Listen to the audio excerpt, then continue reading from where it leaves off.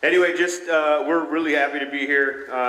It's been great working with the Chiefs group and the folks that are here. Everybody's been really helpful on both sides of the mountain. A little bit about what we've got going on. PNW 2 is one of the 16 federal Type 1 teams. PNW 3 is the other team that's here. There's 16 national Type 1 teams in the country. The two PNW teams stay mostly here in the Pacific Northwest, but we do also do other things outside here. We can go to fires in Idaho or Montana or anyplace else. We've done floods, we've done hurricanes. PNW 2 went back to the World Trade Center. So when there's some place where they need to make some organization out of chaos, they'll call one of the national Type 1 teams. We pack up and go and we get that done. And that being said, that allows us to be able to expand out. We have the command and control structures to be able to take over more fires. So when we came in here, we started with the Roy fire, Stickpin, and Renner. We've started to kind of get a little bit of a handle on what we've got going on there, especially on our east flanks and west flanks, where we've got a lot of our the stuff that we're worried about, the structures that we wanted to protect. We'll also end up taking the Graves fire. We're going to end up taking over a pretty large helibase that has been being run by the area command team that's in Colville. We'll be taking over several other things, helping out DNR with the Gold Hill and the Marble Mountain fires as well, as the Orca team finishes out their time and moves on. So we've got a lot going on.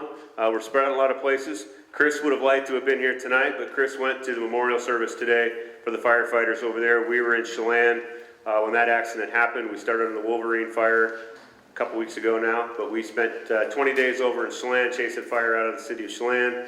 Got a couple days off, and then we came up here. Like I said, we've been in here. Things have been going pretty well for us. We did have a lot of activity that was going on for a while, so one of the things that we'll look at also is not necessarily getting right on the edge of the fire and trucking our way all the way around it. We'll look for opportunities where we can put some line in and stop it from advancing on some of the values that we're really worried about stopping. In this case, it was everything that's up and down this highway corridor we wanted to take care of. We're working on that top end, trying to take care of the town of Grand Forks and Christina Lake. On the other side, we're really worried about fire getting started in the Orient's watershed and Orient, everything up and down 395. So we focus on that first. Once we get those things covered up, where we're feeling pretty good about those, then we can go start to look at some of the tougher places to get into, like that big area where you see the branch 4 in there, trying to figure out how we can get into that area, or if we're even going to go in there at all, maybe we're going to pull off and just let that take care of itself and find other ways to do that. And I'll let Lonnie explain what the guys are doing on the ground. He's one of our ops chiefs. He's been doing on this, having a good a look at it, coming up with a plan. With the federal teams also, with the bigger team, we are able to spread out our operations guys a little bit more. So we've had operations guys that are just looking at just one part of the fire. I've got one operations guy in each of those branches, and their job for the whole 2 weeks that they're here is try to figure out how to keep that fire from getting out of where we want it to be. And we've got some of the best guys at doing that. Lonnie's one of them, and I'll let him explain what the guys are doing on the ground. Thank you. Good afternoon, everybody. Happy to be here and really happy to help you out. So I'm going to start with Stickpin because it's right in your back door. Like Rob said, we have 3 fires on the complex, and we're going to take a 4th one here tomorrow morning. But we'll start with Stickpin up north towards the Canadian border in divisions Quebec and Romeo. And in our windstorm yesterday, we had fire get outside of both of our containment lines. We have crews back in there today, picking up those small areas, just a few acres, not very many, and tucking them back into the dozer line and road systems that were created when Mike Cirillo's team was here. So it's going really good today, and of course the rain helps. And Romeo, which is over on the east side, Romeo, Sierra, and Tango, those 3 divisions over there, we call it Branch 3. Our friends from the north are actually helping us with that entire branch. So the British Columbia Wildfire Service is actually managing that whole piece of line for us right now. So it's really helping out because of the shortage of resources.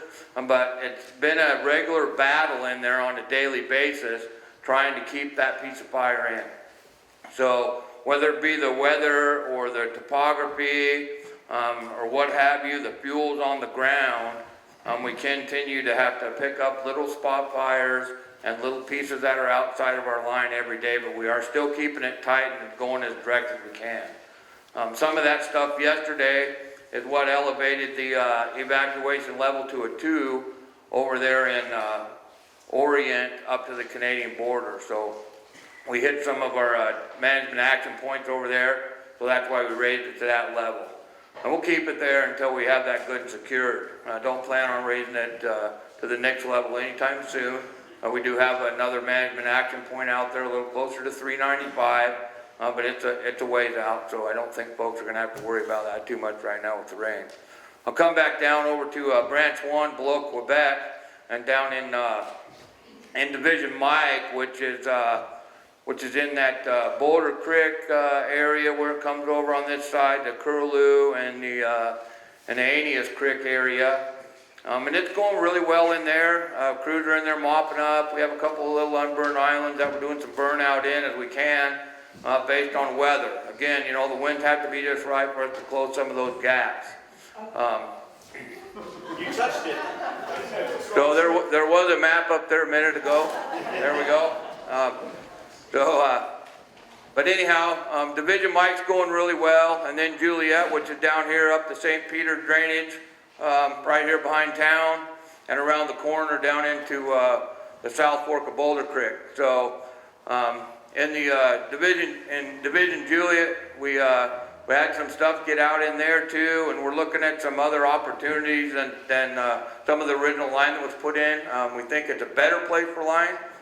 So we're going in there and looking to put some other line in to contain the fire that's given us a few bits there on that southeast corner. Around the corner in Gulf, that fire's held in there on the old Kettle Trail on the ridge top, and then down around into the South Fork of Boulder where it goes through the Quarter Moon. That's holding in there really well. And actually in the Delta Division, it's also staying right in there. It's not moving around a lot. All the way back up to the Bulldog Cabin Road. Bulldog Cabin Road holding a lot of the fire at this time. We have some folks working on it right up there on the north end of that Bulldog Cabin where it comes out to Boulder Creek on that east side. So we're tucking it in there and looking for opportunities. You know, our primary line through there is actually the Boulder Creek Road. If we don't have tight opportunities or direct opportunities in that Alpha and Delta country, then we'll go to the Boulder Creek Road and we'll burn that out over to the Renner fire, and that's how we'll close that whole gap. We're not going to do that right now, but we want to leave that option open in case the fire dictates what we have to do with it and close that gap so it doesn't run to the north.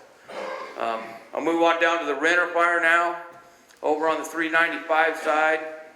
That's looking really good. Crews are in there mopping up. We're looking at combining a couple of divisions over there in the next few days because it does look so good. Most of that's cleaned up, cooled down. Up around the north end on the Hodson Lakin Road, we're still trying to tighten that up against our containment line. There's a fairly good sized gap between the active fire edge and what we've chosen for our containment line. So we're trying to pull some fire around there to get a black edge all the way over there against it. And then we're just pulling it on down into the South Fork of Boulder Creek and tie it off in there and put it in that big hole there where that branch 4 piece is. So that's what we're doing there. In Division Zulu and Yankee on the Renner fire, where the structures are in that south corner of Deadman Creek, we put bulldozer line in there. We went direct on the Yankee side, up around the structures, and then we got on Johnson Ridge and came down Johnson Ridge to the end of the private property and dove back off down into Deadman. Put another bulldozer line down in there, tying all that together. So we've isolated all those structures outside the fire's edge. It's easier to deal with that fire when it's not in the houses than if we try to bring it down through all those structures. So that's where we're at on that piece. As Rob said earlier, we're taking the Graves Mountain fire, I believe, tomorrow morning. And so we've been in there doing some look at the Graves fire, and of course on Highway 20. It's good and solid there on the on the BPA power lines in the east and west flanks, going north towards Deadman Creek on both sides. They have good containment lines with the road system there. But as we get out to the slope on that north aspect where it dives into Deadman Creek, we're still looking at opportunities on how we're going to get off of that hill down into that hole. So we're in there studying that today. The last couple of days are the first days we've been able to fly other than on our computer screen. So we're looking at good opportunities to try to come off that ridge top down in there to tie that together. The biggest, one of the bigger concerns that we have is the stuff that's already over on the north side of Deadman Creek. That's the Graves fire. Because that's a direct line back into those houses there at the southwest corner of the Renner fire. So we're trying to look at how we can deal with that and actually keep it out of those houses. We have a couple of road systems in there that we're going to try to go in there and do some indirect firing to put some good black line to hold it where it's at. And where we have opportunities, we'll go direct. Some of that stuff's already up in some of that big granite stuff, that big granite landscape. So when it gets into that big granite, it's really hard to slide dozers around on top of those rocks. But for the most part, things are going well for us. We anticipated a really horrible day yesterday, and it really wasn't as bad as we anticipated. So we come out of yesterday feeling pretty good, and we jump on those things that squirted out on us today, and we're going to make some good progress here in the next few days with change in the weather. So thank you again for the opportunity.